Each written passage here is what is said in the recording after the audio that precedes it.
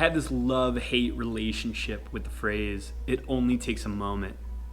See, on one hand, I believe it only takes a moment for our lives to be completely changed. I think there's this huge positive mentality that comes around because I believe that with God, it only takes a moment.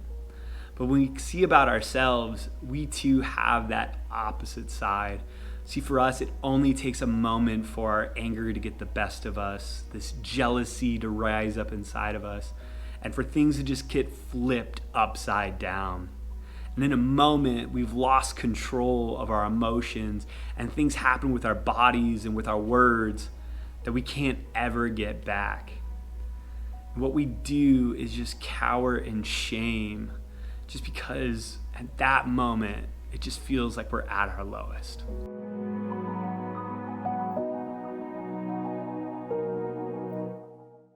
Now, if you're anything like me, you've probably said a million things that you can't get back. I mean, there are moments in our lives where we can look back on and we can say, man, I want that moment back. I said something, I did this, I went there, and I just want that back.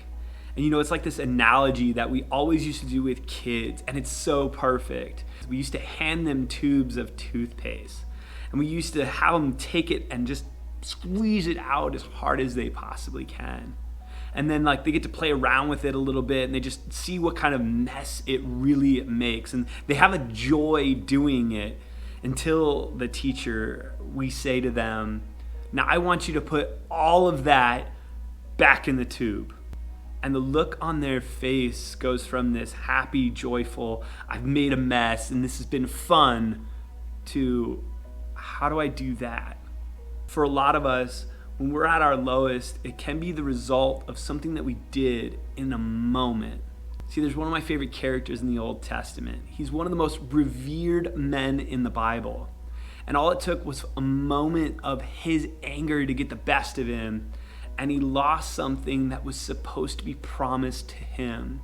See, in Numbers chapter 20, we see Moses getting a commandment from God to go over to the rock, and he gives him these lists of commands.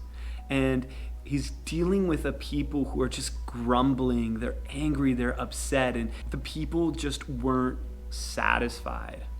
And his anger starts getting the best of him. And so when he's supposed to go over to the rock and speak to it, he grabs the staff as God instructed him to, and he hits it. And he just doesn't hit it once, he hits it twice. And while he hits the rock, immediately it's just this anger that comes out like, hey, I can just see it in scripture. Just here, have your drink. We do these things a lot within our own anger when we are upset with, our friends or maybe our kids. And out of nowhere, just that rise of anger comes out. We say something, we do something, and you can look at the people's faces that you just interacted with, and you're just like, man, I can't get that back. I can't put what I just said, I can't just put what I just did back in the tube.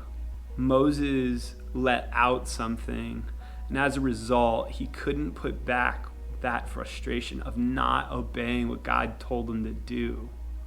And he wasn't ever allowed into the promised land. As a result, they had to wander in the wilderness for 40 years.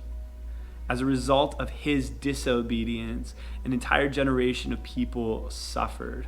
But what I love about God is that we're not living in this time of the Old Testament.